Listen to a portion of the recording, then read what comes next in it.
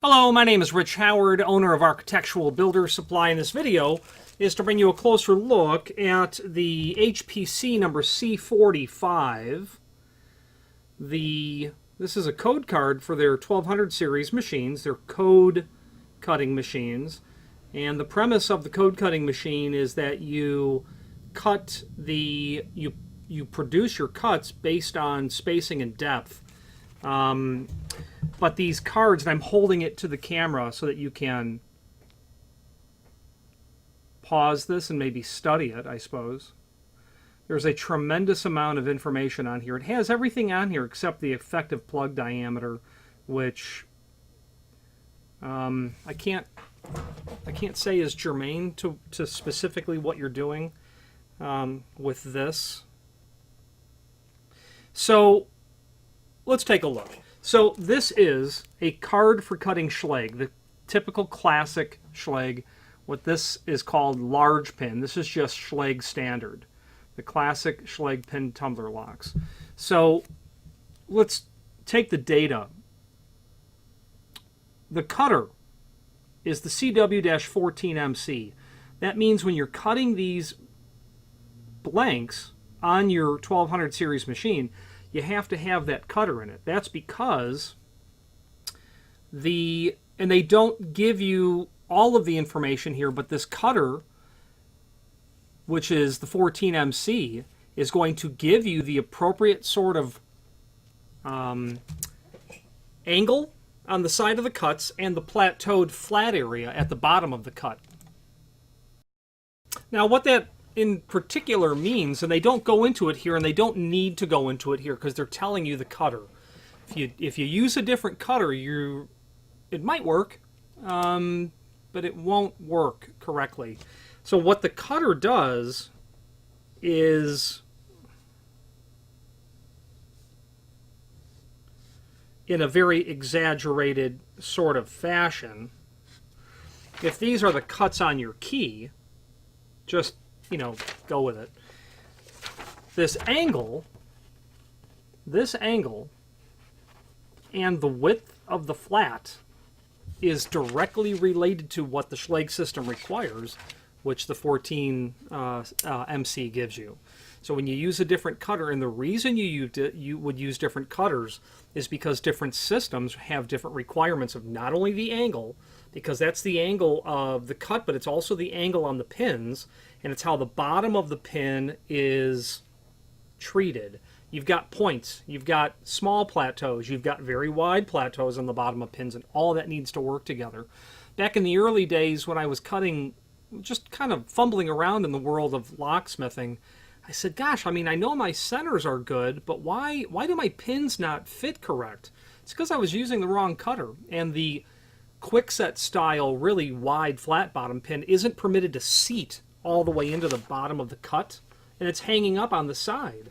So I know I've got the right length of pin, it just isn't going down far enough, and I can't fit in. The depth of the cut is fine, but it's prematurely hitting the angle side of the cut. So that's why the cutter isn't really important. All codes, yeah, I mean, all of these classic Schlages are going to work. They're saying direct digit codes, read bow to tip. Direct digit codes. On the key blank itself, it gives you direct codes. It will say the bidding on the head of the key, generally. If it's a Schlage original, it will. And that is the code, the direct code versus it being an indirect code or a blind code. A direct code is, yep, that's the cuts on the key. Anyone who can read those numbers will know, maybe without knowing, but they'll know the cuts of the key. If it was an indirect code, it would be some gobbledygook that you'd have to go to a reference material. It might say A148. Okay, well, that's not the cuts on the bidding, but if you went to a reference document, that would be an indirect code.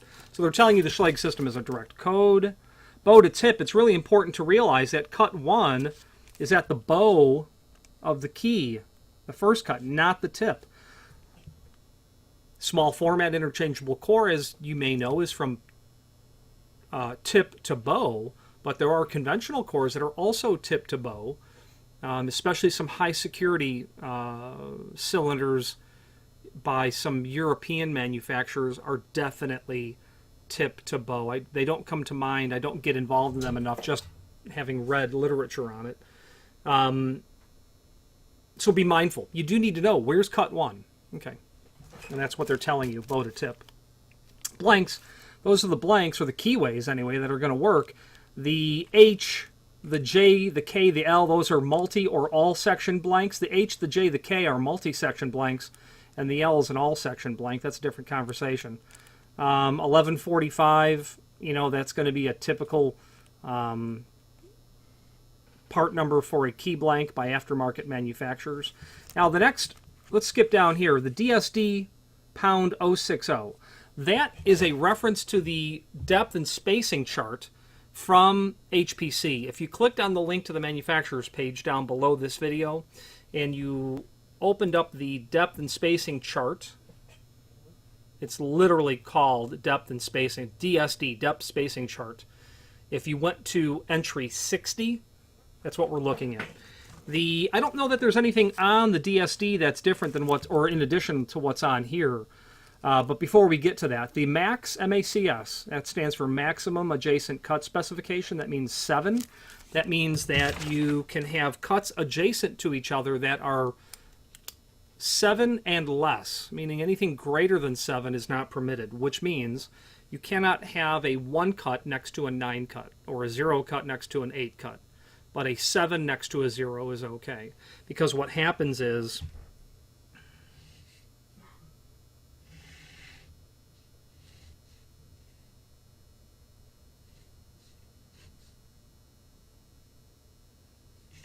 I'm going to pause this video and sketch this out. Okay, a relatively crude drawing is I've got 2 deep cuts next to each other. You can see that, or deep, and then, you know, I've got 2 deep cuts next to each other, just or in proximity. But you can see that if I had a deep cut and a very shallow cut, when that cut differential is greater than 7, part of that deep cut obliterates part of the shallow cut. The cutter, as it enters the tool, is so wide that it literally removes a portion of the shallow cut. So that's why those cuts cannot be greater than 7. 7 is okay, it's not greater than 7. This is step equals 2. That's a 2-step system. That's important to know in the sense of having knowledge of the Schlage key system. They have 10 spacing depths, 0 through 9. 0 is the shallowest, 9 is the deepest. 0 is not always the shallowest. Sometimes it's the deepest cut. It's like a 10 cut. But in Schlage, it's the shallowest. You have 10 cut possibilities, 10 depths. So it's a 2-step system, meaning the increment between each step is 15 thousandths of an inch. In order to master key these cylinders, you have to be at least 30 thousandths from the other cut, either shallower or deeper. So if you were to master pin a cylinder that had a 5, you could not have a 4 or a 6 because that difference is a 1-step or 15 thousandths. So knowing that it's a 2-step system is important when you're generating change keys, so that you would take your master key, create what's called your key bitting array, which goes every other possibility in a 2-step fashion. Quickly, and just using just first thing that comes to mind,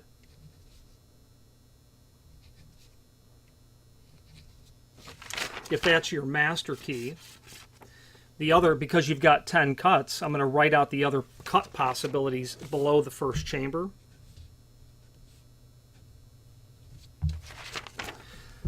So your cuts are 0 through 9, but if I've got to go in a 2-step, it'd be 5 to 7 to 9, back to 1, then to 3, then back to 5. That's a 2-step system. So when you're building your master key numbers, you know to work from this area down here, which is part of the key bitting array. And when you populate the rest of the chambers, you now have what's called the key bitting array. That's a 2-step system. A 1-step system is the same principle. You just would go 5, 6, probably 0, 1, 2, 3, 4. I'm thinking of a Corbin system where there are 6 steps, and I don't think there's a 0. So that's what 2-step system means. Blanks should have the proper back milled radius. The milling runout on the key blank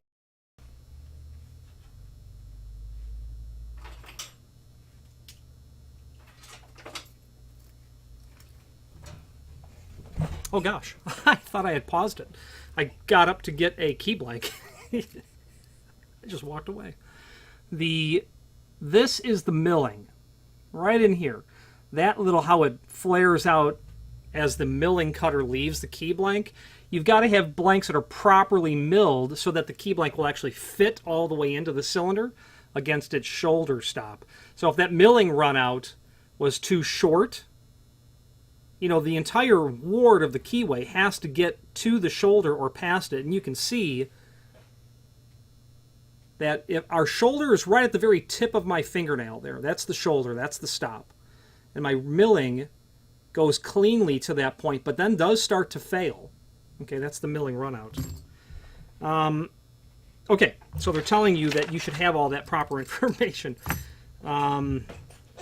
Now, you've got depths and spacing on the card as well, up here. Useful information. However, all of this information that is on the card itself is mathematically represented here. Bottom line is this. Here's what you need to know if you want to know the math behind the cuts.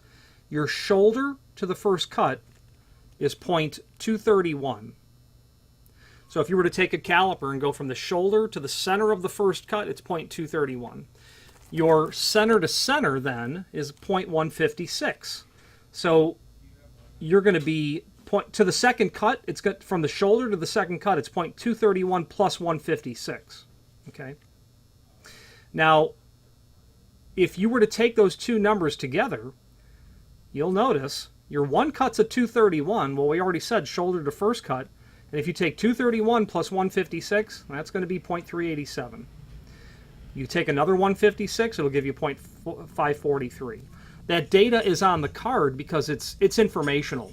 But what's happened is you don't necessarily have to care about that. If you don't want to, you can happily use your blitz machine, cutting your spacings and your depths, and just be ignorant to the depth and spacing chart, because all that is translated here. Okay, so your first spacing is basically going to be 0.231 from where it's gauging off the flip down guard to the shoulder of the key blank. You tighten it down, and your A jaw, I think it says on there you need an A jaw. Yeah, jaw A. There are different jaws required for different types of keys. This takes an A jaw. That'll be the standard jaw. And then as you go through to your second and third and etc. space, you know what you're dealing with. Now the depths, it's a 0.15 increment. We talked about that earlier. So what's a zero cut on a... Okay, so you're going to notice that a zero is 0.335.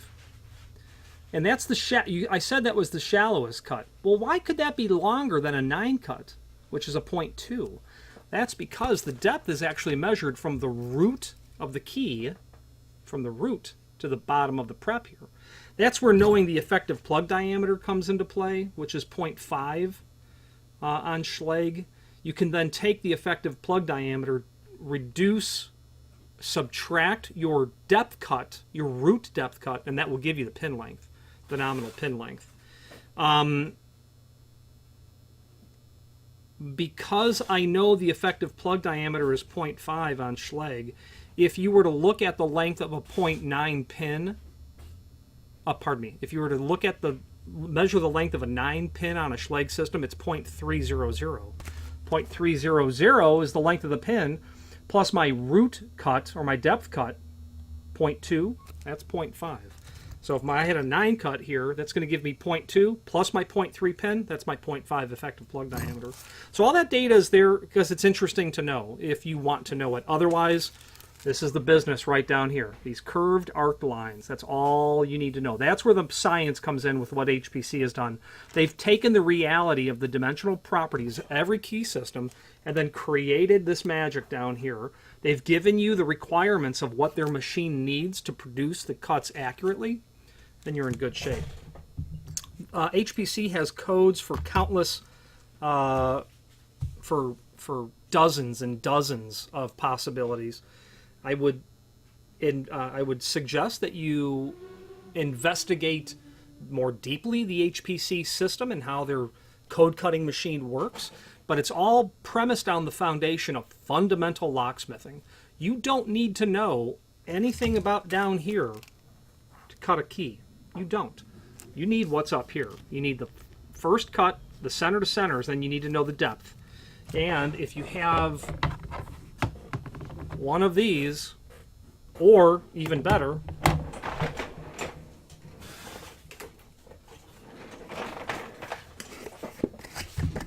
maybe not even better, but HPC has a tool, micrometer. This is going to measure your root depth. My caliper does it as well. The micrometer by HPC is a nice tool because it has a flattened bottom post that will push up. It's wide. It'll rest on the root of the key better. Not that these are square. They really, in some systems they're square. This is probably incredibly marginally radiused because the bottom of your plug is radiused, right? But the bottom of my HPC micrometer is wider than this. Is wider than my bottom jaw on my caliper. That's why that tool, it's expensive, but it is a nice tool to have. And if you like nice tools and measuring this stuff, that would be the way to do it. The point of all of that is with the tool and with the data, the mathematical data, you could take a key blank and put it in a holder, and you can file that key. It's all you need, the depth and spacing chart. But this is why you bought the card. So you're not going to be filing one by hand. I've got 100 keys to cut. Let's go. File them by hand. Now, finally, there is a link below this video to the manufacturer's page where you can pull up not only all of the Schlage, the HPC products that we sell, and all of the other data that's on that page is their catalog, a link to their website, all the HPC products we sell, the depth and spacing chart, and other encyclopedic documents that are there, and even some archival, or I should say vintage catalogs. Neat stuff there to see. Any questions on the HPC C45 Schlage code card or any other Schlage product, HPC product, please feel free to reach out to us. And thank you.